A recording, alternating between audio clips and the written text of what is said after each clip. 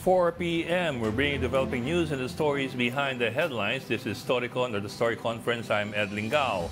And some stories we're watching this Monday, September 16.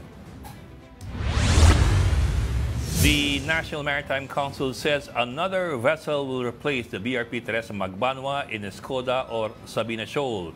The NMC stresses that the Philippines did not retreat from Escoda and that Magbanua's removal from the area was for humanitarian reasons, as the crew required medical attention. BRP Teresa Magbanua left Escoda on Sunday after more than 5 months in the area. In weather, Tropical Depression Hener has slightly intensified. It was last spotted some 305 kilometers east-northeast of Casiguran, Aurora. Hener is forecast to make landfall in the area of Isabela or Aurora within the next 24 hours. Meantime, signal number 1 remains over parts of Luzon.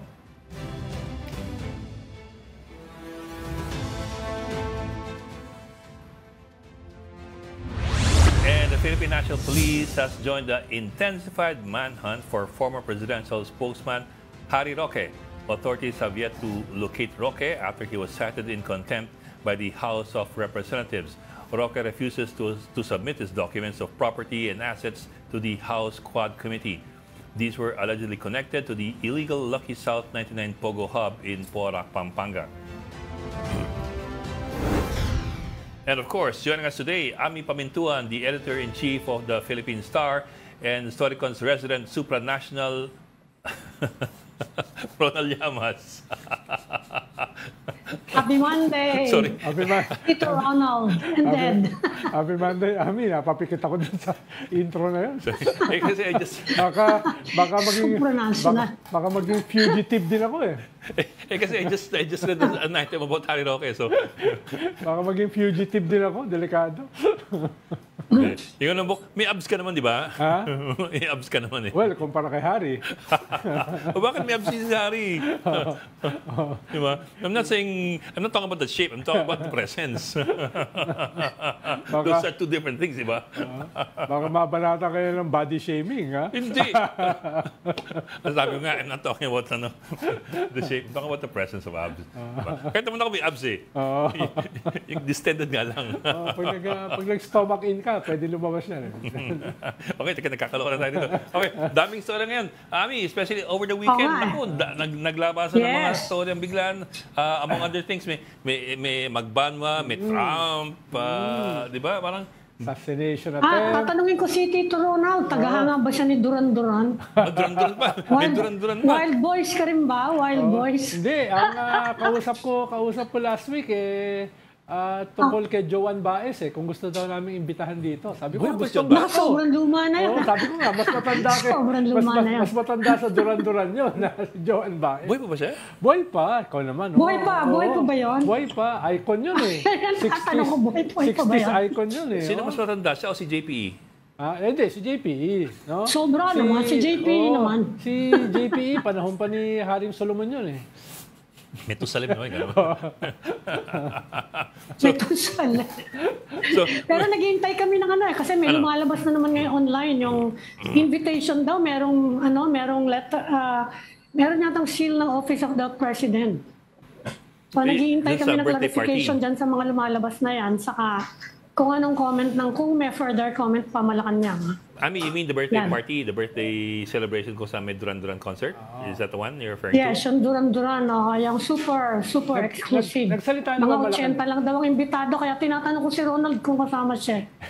Sa mga imbitado. May nakita akong tiga rito dyan sa picture eh. Talaga? Tinext ko nga Tinext ko nga yung nakita ko eh. Sabi ko, oy, nandiyan ka! Ano bang, may sagot na ba ang Malacanang? Talaga may paliwanag na ba? Hindi pa, inintay pa namin ngayon. Okay. Saka si President Marcos nasa iniintay pa namin, nandun siya sa, merong ngayon yung online sexual abuse and exploitation of children, baka merong sabihin related to Apollo Kibuloy. Saka mamaya a-attend siya ng National Convention ng Partido Federal. Sa mga ongoing lahat yan. Also, sabi ng mga defenders ni Kibuloy, si Haring Solomon daw at saka si King David. Ganun din daw Marami rin daw ng mga bata. Sabi ko, paano nalaman yung edad? Ako nga. But I don't remember. I don't recall the ages of their wives being Oo nga. stated in the Bible. Oo nga eh. Kahit sa Old Testament, binalikan ko nga eh. Hinahanap ko yung Talagang basa ka ng Biblia. Oo. Hindi naman ako Ang may Talaga? statement si Justice Secretary Crispin Remulla, ayaw daw niya ng house arrest for Apollo Kibuloy. Siyempre. Dahil pinahirapan daw ng gusto ni Baka Pastor magbuka yung paghahanap sa kanya, tapos house arrest siya. And then, in the first place, medyo mahirap-hirap yung house arrest na yun. Napakalaki ng lugar, ano? Lalo na, gusto nila sa Prayer Mountain. Prayer Mountain. Fugitive nga eh. Kaya siyempre, yung primary kasi dyan sa house arrest, yung flight risk, diba? Yun yung unang consideration, flight risk. Naging fugitive nga eh. So, clearly, flight risk. Ikalawa, yung uri ng krimen, mahina ba yung ebidensya? Diba? Parami yung ebidensya eh. Kaya mapapahiya yung yung ating justice system at yung gobyerno. Alam mo, Bok, kung sa flight risk lang, hindi siya flight risk eh. Kasi if you follow yung claims ng PNP, hindi So, mo siya lumipad digging risk yan. Digging risk, oo. But that's according to the PNP, hindi kami nagsabi yan. so if only for that, he's not necessarily a flight risk. Oo. Iniisip ko na rin, magpatayo ng bunker. Tama-tama, di ba? Zombie apocalypse yan, di ba? Oo. Prepper. Tawag dyan, mga prepper. Mga prepper, prepper. Mga doomsday. Ikaw ba'y prepared na? Mga doomsday doomsday cult. Naalala mo ba yun? Si David Koresh, yung sa Waco, Texas, Ayun, diba? meron ding mga ganun dito eh. Meron tayo nun sa Davao, meron tayo nung kay Cleo. You remember yung sa Davao, yung nag-suicide. Marami sa kanila namatay eh. Nagpunta ako doon nung bagong-bago pa ako reporter. Talaga? Kailan yun? Meron tayong mga First ganyan quarter dito storm eh. Nakalimutan ko na eh. First quarter storm Alam yan. ko yata ako niyan. Noong panahon na yan. Elementary pa lang yata ako. Kaya hindi ko na. Kala ko ba Joan Baez ka? Ako, si Shabusi na ako. Ikaw si Joan Baez ka pa. Oh.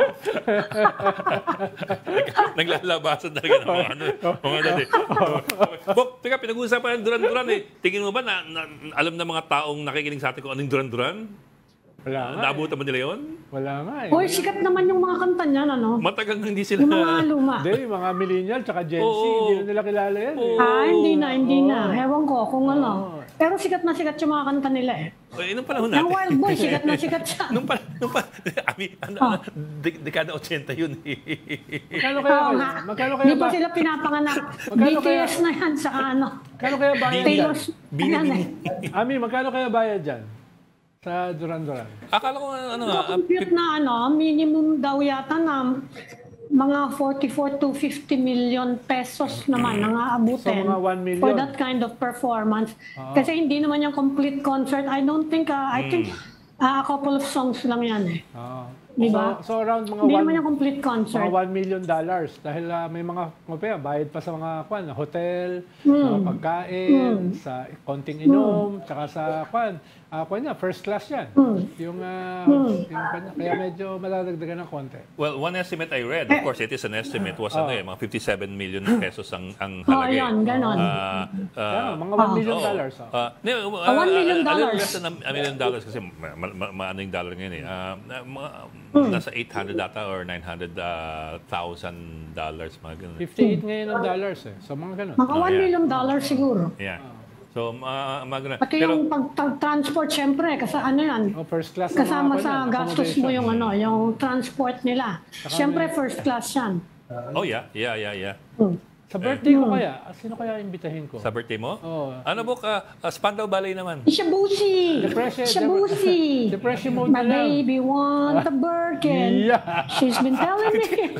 Lunes sa Lunes. 2024 yan. Hindi kaya ako nabanggit yun kasi pinag-uusapan ngayon yung mga Birkin. Yeah. Tinitira din sa online naman ngayon si Stella Kimbo. Mahilig daw sa mga Hermes. Oo nga. Talagang your past will haunt you in several ways. Mga picture ng Lalo na Hindi, siguro ginaya nila kasi kay Alice Go, ginanon, di ba? Kinunan yung mga hilig na mga designer bags. Kinapoles. Mga designer shoes. Kinapoles, Yan, di ba? ginagawa nila ngayon dahil nga, syempre. At saka alam mo naman kung sino yung nagpo-post kasi si Stella Kimbo inaaway eh. Although there were valid questions being raised then, kasi Yes, yeah. Yun ang sabi ko. she was Birkin is about 1.2 hanggang 1.7 million yan. yeah, she was an economics professor in UP. I'm not sure kung ano pa yung iba So, niyang ano. magaling siya sa economics. Hindi lang sa pagturo. Tapos I don't know kung Hindi, baka sabihin naman niya, baka sa Green Hills lang binili yan. Baka sabihin niya. Delikado rin Siguro yun. kailangan tanungin natin Baka siya. nangyari kay Original Ronald. ba yan, Stella? Baka mapiracy siya, katulad ko. Bibili ng DVD. Circle C. Kaya nga, kailangan tanungin natin, original ba yan? Sobrang mahal ng... Actually- Nauso yun nun sa, yung Birkin na yun. Nauso yun sa Green Hills nun eh. Actually, ang bawal dyan yung Yung mga magbenta. ano. Ang bawal dyan yung magbenta. Yung bumili, hindi bawal eh. Hindi, bawal din bumili. Bawal din bumili. Hindi, sa kwan, sa... Hindi, pagbili hindi. Pagbili, hindi. tinignan ko yan eh. Ano? Kung government eh. Pagbenta lang. Kanya, minor misconduct. Minor Yung misconduct. nagbebenta, ang kwan. Demerits bawal. tingin, demerits. Okay. Ay, Bok, teka. We have our guest already online, so let's bring him in. Sorry, Prof, sorry, medyo nasarap ang kwento dito. Tsaka napakanta pa si Amin ng di oras. Kumanta pa eh. Let's bring in our first guest for this afternoon, si Professor Chester Cabaza, ang ating security analyst. Sir, magandang hapon, Professor, and welcome to StoryCon. Magandang hapon. Hi, Magandang Professor. hapon po. Yes, ma'am and sir. Nakikinig ako sa conversations Hi. Kayo, sir, Duran-duran wala kayo, sir, na rin ba? Wala kayong version Generation? o wala kayo, Wala bang Chinese version BTS yun? ka na. BTS ka na ba? BTS One na, Direction ka na. Oh, yes. BTS daw siya. Sobrang bata yun, ha?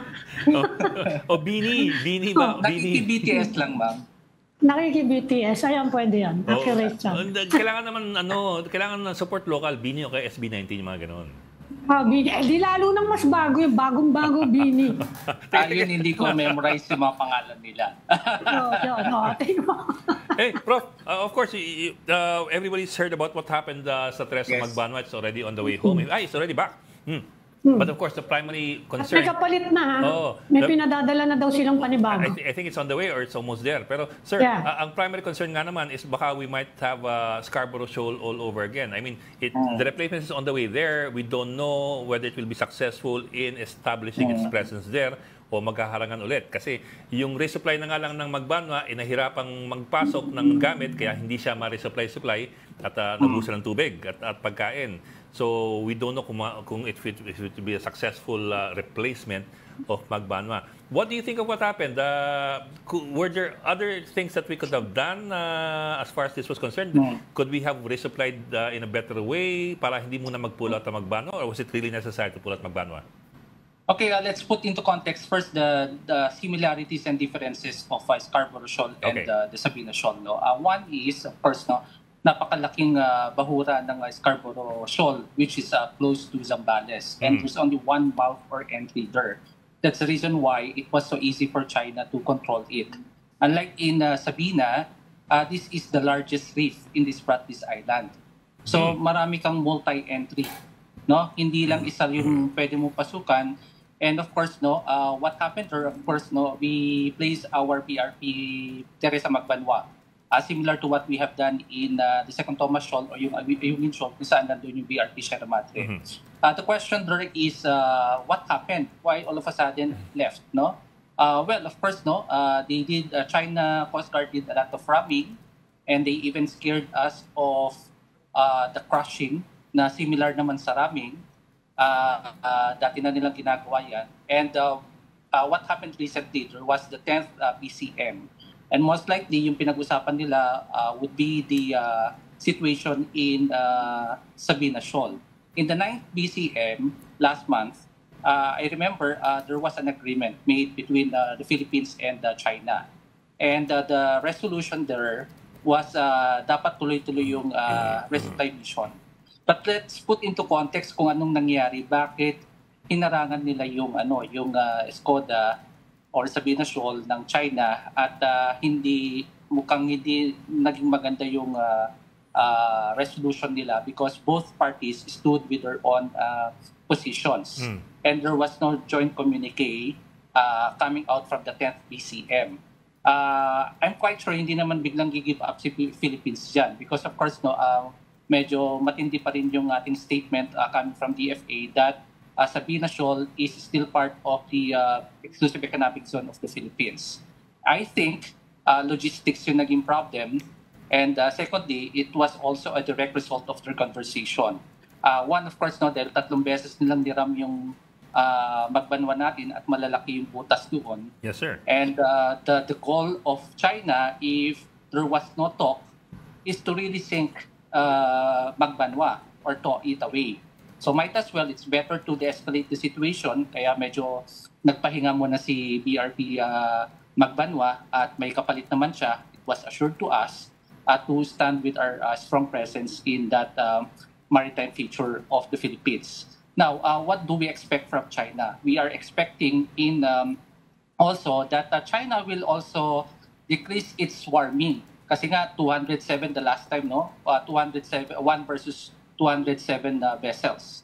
And that was really brave enough for the Philippines. Let's look at the legal context. Scarborough Shoal was the harbinger of our legal lawfare that started the filing of arbitral case against China, which we won in 2016. Dito sa Sabina Shoal, strategic yung point of view dito dahil yun yung daanan going to Ayungin Shoal. Yes, sir. Yun yung reason. And of course, no, China thinks that ito na naman kayo, meron na naman kayong ilalagay na outpost dyan. No? Which I think they feared of what happened in BRP Sierra Madre. No? Na tumagal din. I think that was in 1994 where we where we placed that dun dinala yung barko na yun. So 99, they don't want that it would replicate what we have done to them because that is outwitting China. No? So the best way and secondly, we have a strong lawfare, yung legal approach, which China has a weak legal approach when it comes to their maritime claims in our shores in the West Philippine Sea. No, kaya ang kanilang ginagawa yung patuloy pa rin nilang gray zone tactics. And I think that was a result of what has transpired in the 10th BCM. No, might as well de-escalate the situation, pero round 1 pa lang ito. Hindi pa dito nagtatapos because we are expecting other consequences of what we have decided recently. Dagdag lang sa sinabi ni Professor, no, dahil more than several weeks na ay lugaw na lang yung kinakain diyan sa Teresa Magbanwa. No, talagang medyo gutom na yung mga tao at may sakit na. Kaya ginamit nilang dahilan yung medical emergency. At sabi nga ni Professor, pinapalibutan na yan ng napakaraming militia, Coast Guard, at even People's Liberation Army Navy vessels at saka battleship. Pero ang sabi nga ng ating Navy at saka Coast Guard ay hindi sila aatras diyan. Actually baka dumating na diyan yung ating 40-meter vessel na kapalit ng Teresa Magbanwa. By this time baka nandiyo na yan. Unless harangan, makikipagpatintero sila diyan ngayon, no? Kwan lang yan 65 nautical miles from Palawan. Malapit lang yan Sabi nga ni Professor, gateway yan sa Ayungin. At yung Ayungin ay gateway sa Fiery Cross na meron ng artificial island base ang China. Kaya kung gusto ng China na eventually tanggalin yung BRP Sierra Madre, ay mahalaga hindi tayo makaporma sa Escoda diyan sa Sabina, no? Sabina Shoal. Kaya dikit-dikit yan Dikit-dikit. At ang tanong ko, Professor, ay pwede ba na meron kang relatively good agreement diyan sa resupply ng Ayungin, tapos nag-escalate ang harassment sa Scarborough, sa Escoda, sa Sabina. Will that hold? No? Will that hold na meron kang isang spot na relatively ay stable ang relasyon, katulad sa Ayungin, nakadalawang resupply na yata sila, pero all around the West Philippine Sea ay nag-escale up ang aggression. No? Pwede ba yan? Very, very interesting question, no? Kaya nakita natin parang piece by piece yung agreement na gusto nila, no? It's a different agreement from what we have in Ayungin Shoal. Parang iba ata yung gusto rin nila dito sa sa Sabina. But nonetheless, no, mas prominent kasi na lumalabas yung strategic value ng Sabina Shoal. And also because of the recent development, dahil lumalakas din yung gusto ng US na tumulong talaga sa atin, no? Especially with the joint export na pinopropose nila. And of course, tinatansya din ni China dito kung talagang paninindigan ni US yung kanyang invocation of the Mutual Defense Treaty na hindi pa nare-resolve up to now. So, yun yung complexity na nakikita natin dito. But of course, no, medyo nagmamatigas pa rin ang Pilipino, which I think is very useful in terms of defense posture na sinasabi natin, we should lead the pack, and of course, no, yung joint export will be the last resort that we will use. Dahil nga, maganda pa rin na yung maximum tolerance ginagamit natin using the rules-based norms. At the same time, gusto pa rin natin ipakita na nag-iisip tayo ng mga maraming pamamaraan, no? Because we don't want that other nations will steal this kind of story from us, no? Kwento po natin ito, kwento ng ating pakikipaglaban para sa ating soberenya, dahil yun din yung ginagamit ni China sa disinformation campaign niya, na sinasabi niya na kaya naman nagtatapang-tapangan ang Pilipinas dahil nandiyan ng US, no? Ayaw natin gamitin nila yun sa atin.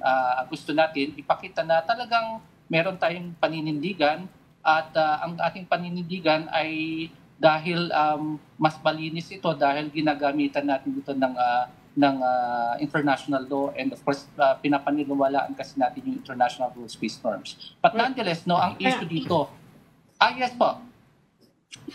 Kaya nga yun nga babanggitin ko mas may karapatan tayo dyan, mas malapit yan sa atin, di ba? And you mentioned the strategic importance. Meron na tayong ruling meron na tayong, it's based on the UNCLOS. Ang itatanong ko lang, significantly nangyari to nung I understand nag-meeting na uli yung dalawang bansa, Manila and Beijing last week. So, but although I'm not sure kung may relasyon to dito sa pag-pull out sandali ng Magbanwa. Ang itatanong ko lang, kasi you mentioned na nag-aalala ang China, I guess it's true, na baka maging another ayungin itong Sabina na magkakaroon tayo ng military outpost. Ang tingin ko, ano naman ngayon kung magtayo tayo ng military outpost dyan. So it's well within our exclusive economic zone. We have an arbitral ruling. Mas may karapatan tayo dyan. Yes. Diba? I mean, what might be stopping us from turning it into whatever we want with it? I totally agree with that proposition po that it is within the exclusive economic zone of the Philippines. That means kaya very close ito sa mainland Palawan compared to mischief reef na kinuha sa atin in 1995 and the contested Ayungin Shoal kung saan nandun yung BRP Sierra Madre. But ang nakikita rin kasi nagiging komplikado siya because of the power rivalry, but at the same time yung never surrender mantra ng Philippines. But at the same time, the question now is, ano kasi ang labanan kasi ngayon because outwitting How do you outwit others? No?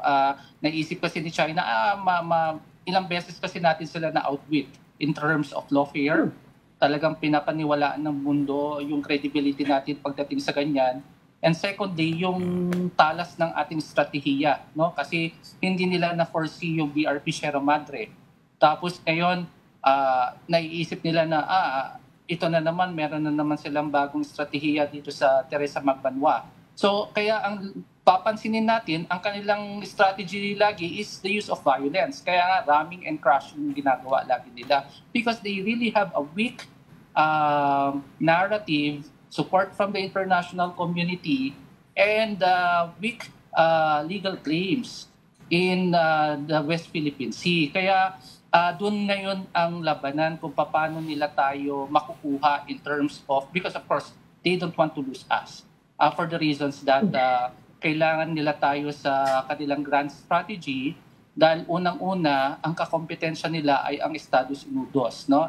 US. Pangalawa, ayaw nila mawala ang Pilipinas sa kanilang radar dahil unang-una, marami silang natututunan sa atin. Ano ang natututunan nila sa atin? Natututunan nila yung international laws, natututunan nila yung magagaling na mga estratehiya natin laban sa kanila dahil sa Timog Silangang Asya, tayo yung nananaig na bansa kung saan meron tayong transparency strategy. Even without the China money, umuusbong ang ating ekonomiya. Sinubukan nilang tanggalin yung infrastructure development programs nila dito sa Pilipinas. Pero nakita nila, bakit lumalakas ang ekonomiya ng Pilipinas? No? Kaya bumabalik na naman sila. Sinubukan nilang mag-infiltrate sa atin, ginamitan nila tayo ng kanilang mga spy, pero nahuhuli at nagre-react ang gobyerno natin at ang taas ng distrust ng mga Pilipino sa kanila. So as much as possible, kung ang kanilang ambisyon ay maging pinakamalakas na bansa sa mundo, kailangan nila ang Pilipinas para pag nakuha nila tayo, malaking bagay sa kanila na wala na masyadong nagre-reklamo sa atin. Mabait na ang Pilipinas sa atin at pwede na natin gawin yung ating ambisyon. Prof, balikan ko lang yung sinabi nyo kanina. At least I think I heard you say this, but tell me if I got it right. Parang may sinabi ko kanina, parang the goal of China was to sink or tow away Teresa Magbanwa. What makes you say that? What makes you think that, kasi that sound a bit extreme, to try to sink our biggest Coast Guard vessel, if not sink, at least tow away. What makes you say that? Is there anything that we missed out on? Because that's a military victory for China if they could sink our BRP Magbanwa. Kasi ang end goal nila ay mabawasan ang resupply mission natin. And the next thing to do is to sink also BRP Sierra Madre kasi archaic na ito. Mas madali nga pabagsakin yung BRP Sierra Madre than Magbanwa kasi si Magbanwa bago siya and moving. Si Sierra Madre, grounded siya, no? Hindi gumagalaw, saka archaic na siya, no? Masyado ng luma. So you see that kind of logic, no? But of course, no, it's not an easy game for China. Unang-una, ang dami nating malalakas na bala laban sa kanila for the reasons that the international community believes in us and they are watching also. Habang nga binabangga nila tayo, mas dumadami yung kaibigan natin. And I think that's the magic of what we are doing right now, no? Kasi Professor, tumatalab ba yun? Excuse me, ha? Tumatalab ba sa China yun? Babanggitin ko lang na there's a German warship in Manila. Right now, first time, I think, in 20 years. Yes po. And they passed through the Taiwan Strait, ha? Yes po. And passed through the Taiwan Strait at na ngayon, nakabasdak ngayon. At nagsalita ang German government na they are for freedom of navigation in the South China Sea. And directly, kinikriticize nila China sa mga ginagawa sa atin. Yes, pero tumatalab ba yun? May impact ba yun sa China? At least nag-unify ang European powers ngayon kasi nga alam naman natin kung ano nangyayari din sa Europe na may katulad din ng China doon, yung Russia. At least mas stronger yung stand nila. And I think I'll be there tomorrow, no, to see the ship, no. Imbitahan ko ako doon. But nonetheless, yung question ko ninyo napakaganda. Dati kasi medyo nalilito rin si France at saka si UK. May ugong-ugong pa nga na pareho ba sila ng suporta sa laban sa China nito? And all of a sudden, we were all happy and surprised that finally Germany is saying the same thing now. Yes. No? Same as what France was saying a long time ago. So tama ito, magandang development ito at tignan na at kasi naniwala talaga rin si Germany sa rules-based order. I've been talking to some of their top diplomats at sinasabi nila ang amin lang naman yung makita ni China yung rules-based order eh. At yun ang nabubulag si China sa katotohanan na ang mundo ay kinakailangan may batas at hindi nakatataas si China sa batas na yan. At yun yung gusto nating ituro rin kay China, that no one is above the law, not even a superpower, not even China. Napanood nyo ba yung interview ni Secretary Gibo Chodoro sa 60 Minutes? Maraming mga takeaway doon sa interview niya. No, halimbawa, nabanggit niya na ang objective eventually ng China ay tanggalin yung ating BRP Sierra Madre. Paano yun nga yung gateway doon sa kanilang napaka-importanting military base sa Fiery Reef. No? At yung isang tanong na medyo mahirap, na sabi nga ni Secretary Gibo Chodore, neither confirm nor deny, ay willing ba tayong pumasok sa gera to defend our rights diyan sa Ayungin, no? At ngayon dito sa Escoda na mas malapit sa ating landmass, no? So ang sabi ni Secretary Gibo ay neither confirm nor deny. Yun yung sagot niya. Pero parang nabanta ko po ata yun, sir, no? But if you ask me as an analyst, dalawa rin ang aking pagtingin dito. One is, of course, no, sinasabi kasi ng buong mundo ngayon, ang lakas-lakas na ni China, no, overpass niya na ang US in terms of its assets sa Navy, Air Force, Army, pati sa Coast Guard. Mukhang hindi pa. And ang tanong na lagi kong tinuturo sa senior military and Coast Guard officials na students ko, are we ready to go to war? And at what expense, no? But nonetheless, it has to happen for the sake that we have to know what is the level of warfare skills of China ngayon. Kasi kung halimbawa, kahit na marami kang ngayong assets, kung hindi naman magaling yung strategiya mo, yung grand strategy mo, tingin ko matatalo. And I think this is the last battle of the West. Natatakot din sila of what, because alam nila na ang mangyayari, it's either they win and they continue with their supremacy or another superpower will replace them, and that is China. So kinakailangan meron talagang ganitong conflict para malaman natin kung sino yung mas malakas. No, secondly, yung idealistic point of view, of course, no, we are trying to deter. Kaya nga ang pinili ng Pilipinas ngayon yung deterrence, de-escalatory mechanism. Kasi alam niya kapag sige, sabihin natin kung halimbawa 3 weeks ago, pumayag na tayo sa gusto ni US, yes, help us escort for the resupply mission. Malamang titira si China sa atin, no? At yung consequence ng naiisip nating worst case scenario, pwede namang mangyari. Kaya ngayon, habang kaya pa ng Pilipinas yung maximum tolerance at mag-lead and to show to China na kaya namin itong defense posture namin na problema namin, then we have to continue with that, no? Ang sinasabi lang naman ng ating presidente at ng ating Secretary of National Defense, kapag meron ng worst case scenario at yung may namatay na sundalo natin or any Filipino, I think hindi pa naman mangyayari yun. At nangyayari yun. And I think si China rin hindi rin handa. No? Kasi ang kanyang ambition talaga is by 2049 is to become the leading nation of the world, no? At ayaw niya kasi ang Chinese psyche kapag nagplano yan, gusto nila matutupad yung kanilang plano. Kaya naman yung ginawa nila sa ekonomiya nila 1978 nung nag-open up sila ng economy nila, linano naman nila na marating ang problema lang, Professor, merong pressure kay Xi Jinping no? Mula sa kanyang sariling People's Liberation Army. Halimbawa, kung hindi niya makuha ang Taiwan within the next 3 years, pwede siyang may possibility na siya ay ma-oust. At syempre, yung Taiwan ay nakadikit din dito sa usapin ng South China Sea. At dahil meron na tayo mga missiles na aabot ng China, ay posibleng trigger yan. Pero ang tanong ko, Professor, ay itong parapit na eleksyon sa US sa November, no? Kung sakaling iba yung maging presidente ng Amerika, will this affect foreign policy dito sa rehiyon? Dahil just more than a month ago, sabi ni ex-President Donald Trump na hindi niya ipaglalaban ang Taiwan kung hindi nila ipo-foot ang bill. Parang yung sinasabi niya sa Ukraine tsaka sa NATO. So, very different yan sa statement ni Biden na ipaglalaban niya ang Taiwan militarily. So, will the elections in the US affect foreign policy in our region? Definitely yes, dahil unang-una, tingnan natin yung unpredictability ni yung pagiging pragmatic ni ex-President Trump, no? Alam naman natin ang kanyang strength will be on trade, kaya nga nakipag-trade war siya kay China.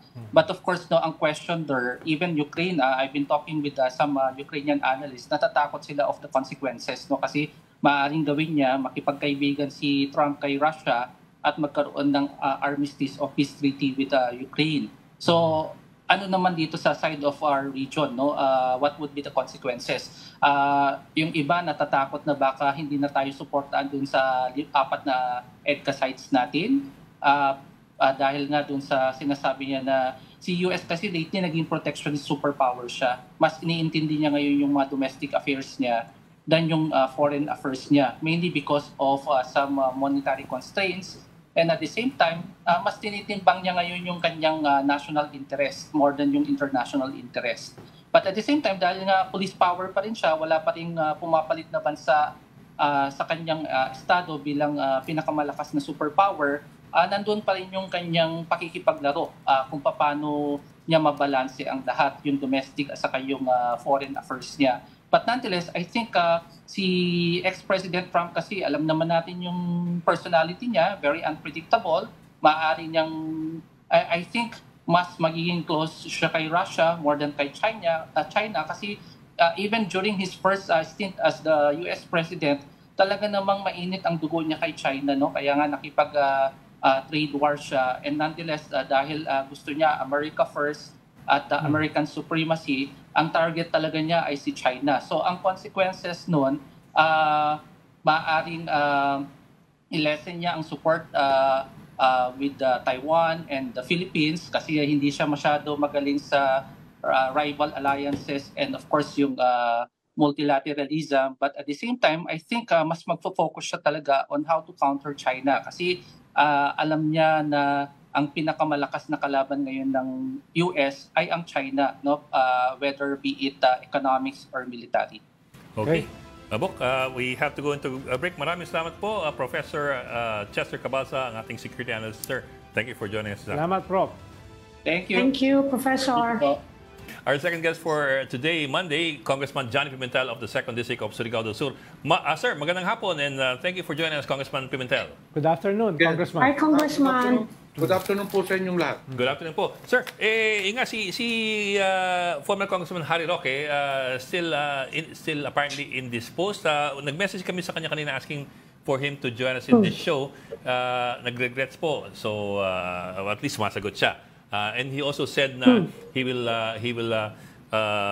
post a video message later on in the day. We're still waiting for that. Pero sir, as far as you're concerned, as far as the Quadcom is concerned, I suppose he's already a wanted person. He's a fugitive. Is that correct? And where do we head from here? Yes, actually, the order of detention was served to his office. May address na binigay. The Sergeant at Arms in coordination with the Philippine National Police pumunta po dun sa opisina nila. Unfortunately, Mr. Harry Roque was not there. And then may pinuntahan pa po silang isang address. I'm not sure if it is his residence. And they have been looking for Mr. Harry Roque for the past 3 days. Ito po ay ka-4th day na nga, no? And in fact, I just got information that until now, that CIDG has taken over for looking for him. Hinahanap pa siya. Doon pa rin sa 2 address na binigay, hindi pa rin siya matagpuan. So in short, as far as the order of detention is concerned, wanted na talaga siya doon. Because actually what we issued, Congress does not issue a warrant of arrest. When a person is cited for contempt, there is a corresponding motion to detain the said person in contempt at the premises of Congress. So ang in-issue po natin kay Harry Roque is order of detention, but it is an effect of warrant of arrest. So, yun po ang na-issue natin sa kanya. So, pinaghahanap na po siya ngayon.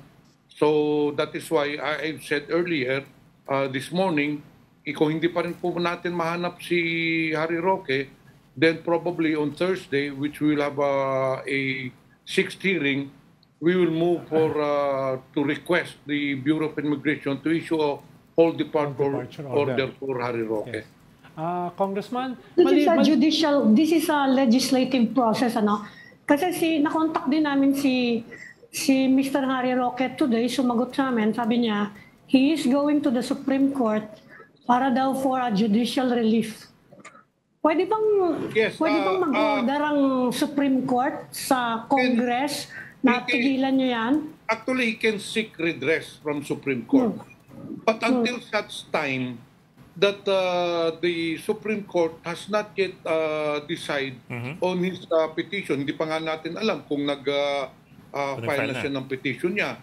The order of detention still stands. Yeah. Until such time na sinabihan kami ng order galing sa Supreme Court na pakawalan nyo yan or you receive your contempt order, wala pa po kami natatanggap. In fact, we do not even know if he has already filed the petition. So, wala pa po yung decision ng Supreme Court, dadalhin po talaga siya dito sa Kongreso. And as I've said, the CIDG, the Sergeant of Arms, in fact, it's the CIDG now who is looking for him, hanapin pa rin siya at hulihin siya at dadalhin po dito sa Kongreso. Then, tsaka na po natin na, sabi nga, desisyonan pag meron ng order sa Supreme Court. Like for example, yung si Ronaldin Baterna, one of our resource person in Lucky South 99, dinitain po natin siya. She was cited for contempt. Nag-file ng petition yung father niya sa Supreme Court.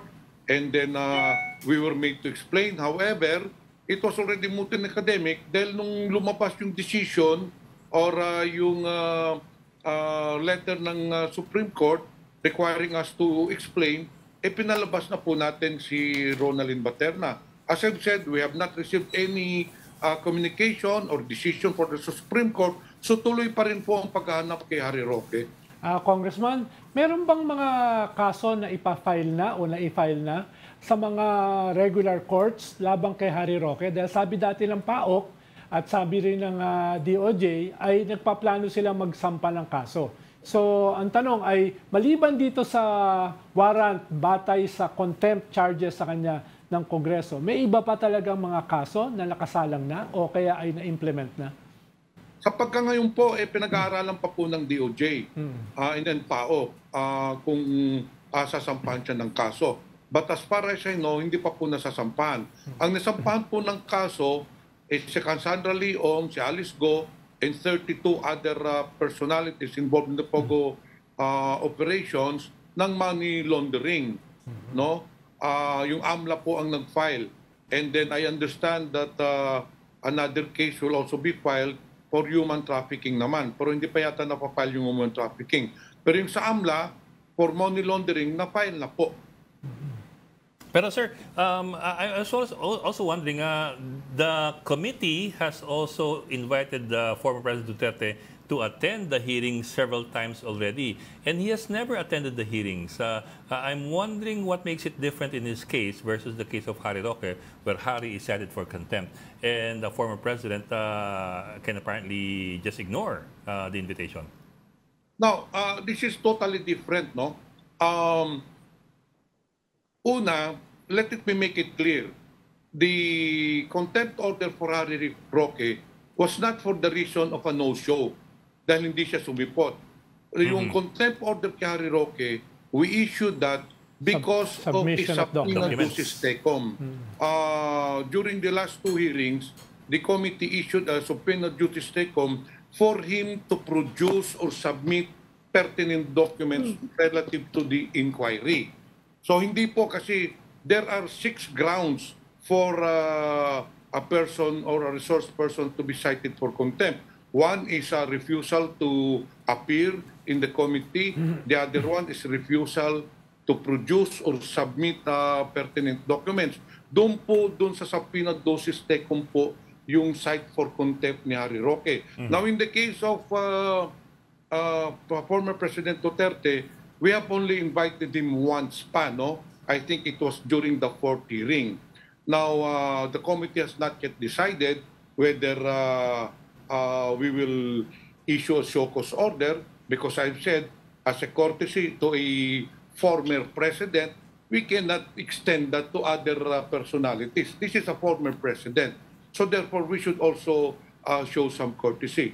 Now, I understand that this coming Thursday, which will be the 6th hearing, we will send another invitation for former president. Now, the invitation is not in any way that we will accuse him, but more on the giving him the opportunity to cite to air his side and clear his name. Kasi hindi po ba nadinig naman po ninyo sa Quadcom, one of our resource persons, si Colonel Jerry Padilla, nagsabi dun sa sinumpaang salaysay niya, sinabi niya, nung pagkatapos na pinatay yung tatlong Chinese drug lords, Congratulations po. tumawag sa kanya si former president at sinabihan siya, congratulations, job well done, grabe ginawa niyong dinuguan. After nung nag-usap sila, pinagmayabang din ni Jerry Padilla na doon sa mga kasama niya sa trabaho, katatawag lang ni former president, kinokongratulate tayo. And this was corroborated by the PDL. Yes, sir. Na pumatay, no? Corroborated doon sa sinumpang salaysay, nadidig nga niya na tumawag and then sinabi rin ni former Warden Padilla sa mga kasama na si Presidente yon. Andito po, under oath po yung binigay na Yes, sir. affidavit ni former Warden Jerry Padilla. Yes, sir. Yes, sir. Yes, sir. Congressman, since you are considering inviting the former president, pinag-iisipan nyo na rin ba kung iimbitahin nyo, kahit meron kayong interparliamentary courtesy, iimbitahin nyo din ba posible si Senators Bongo and of course Senator Bato de la Rosa dahil ilang beses na din silang nabanggit dyan sa mga investigation sa inquiry ng Quadcom Senator Bongo, hindi pa po tayo nagpapadala ng invitation. Pero kay Senator Bato de la Rosa, from what I know, meron na po tayong invitation doon. Basta sa interparliamentary courtesy, alam mo naman ng Kongreso, may Senado, may House of Representatives, we give him the due courtesy, interparliamentary courtesy. So it's up to him whether he attends or not. Pero sir, yung sinite nga ninyong kaso doon sa testimony ni Warden Padilla, now isn't it all the more important and instrumental for you to get a sworn statement from the former president on whether or not siya nga yung kausap ni Warden Padilla doon sa telepono? And with that in mind, would you ever consider, requiring the former president to ever appear in your committee? I mean, I understand you're saying that there's courtesy involved because he's a former president, but will that courtesy be all-encompassing, as in you will never require him to attend, just an invitation if he would allow, if he would agree? As I've said, we have already invited him officially during the third hearing, and then ngayong sa sixth hearing, iimbitahin na po natin. Pag hindi pa po sumupot si former President Duterte, we might have next week ay hearing in Davao na lang para malapit na talaga quad hearing. Dadalhin na lang talaga namin ng hearing doon. Purposely for him to appear in this said hearing. So the mountain has to go to Muhammad. Okay, talaga. Because hindi na, alam mo naman, old age na rin si former President. So, as I've said, the committee would like to extend it to him the opportunity to clear his name or to give information or to rebut the testimony of Warden Padilla. Yung pong ginagawa natin. Now, let me make it clear, no? Hindi po yung Quadcom ang nagsabi na tumawag siya. This is based on the affidavit under oath by Superintendent Warden Padilla, corroborated also by Mr. Leopoldo Tan Jr. Kung hanggang saan yung possibilities na binubuksan nitong congressional hearings? Dahil alam naman natin, nagbago yung role ng mga Senate at congressional hearings in aid of legislation. Marami silang binuksan ng mga pintuan papunta sa mga criminal litigation, no? Halimbawa, itong sa Senate, kay Alice Goo at saka kay Kibuloy, no? At ngayon, possibly kay Harry Roque. So, may ganun din bang direksyon na possibility itong quad hearings na hindi lang siya simpleng purely in aid of legislation, kung hindi magbukas ng iba pang mga pintuan papunta sa... Totoo po yun, binubuksan po natin yung pintuan. In fact, during the past administration, the subject matter could be taboo, no? Nobody was talking about it. It's only now na pinag-uusapan natin ito. Yung AJK, war on drugs. Yes. Before, hindi naman ito pinag-uusapan. And then actually, hindi naman mamasamain sana ng ibang agency, but we are already doing the police work. Kasi ilang beses na po inimbestigahan ngayon, wala naman po nangyayari. But in our case, there are now witnesses or resource persons telling us that indeed there was a war on drugs. Sinabi rin po Colonel Joby Espinido, na dinig naman siguro ninyo sa Quadcom, that during the past administration, there was a reward system. 20,000 pesos ang binibigay na reward pag nakapatay ka ng drug pusher. And it goes up. Pag mayroong barangay captain na involved sa drugs, mas tumataas. Pag mayor naman, mas mataas din. Sa testimony po, nasa sworn affidavit po ni Joby Espinido yon. Now, these things did not come out several years ago. It's only now. So we are already opening the doors for further investigations. But remember that Congress has no prosecutorial powers. What we only do is inquiries in aid of legislation. So what we do is, kung mayroon ng committee report, we recommend what cases to be filed to the judicial and quasi-judicial bodies. Yun lang pong nagagawa natin. Hindi po pwede ang Kongreso ang mag-file ng kaso. Yes. Okay. Maraming salamat po, Congressman, Surigao del Sur Congressman Johnny Pimentel. Thank you for joining. Maraming salamat, Kong. Sana maulit Thank you, maulit ang Congressman. inyong pagharap sa atin dito. Yes, sir. Okay, thank you for joining us this afternoon. Ami Pamintuan, Editor-in-Chief of the Philippine Star, and Tito Rol Llamas, ang editor ng lahat ng mga politikong pangmalawakan.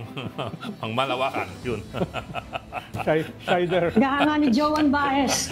Tagahanga ni Joan Baez. At maraming salamat kay Tita Ami Pamintuan na tagahanga ng Duran-Duran. Okay. Ikaw yun, ikaw. Debok, ano ako, Barry Manilo ko eh. Okay, just again tomorrow at 4 p.m. for the story ko. Hindi na kilala ko sino yun. I'm Ed Lingaw. We are One News, all sides, all the time. This is the Story Conference Group or the StoryCon Group.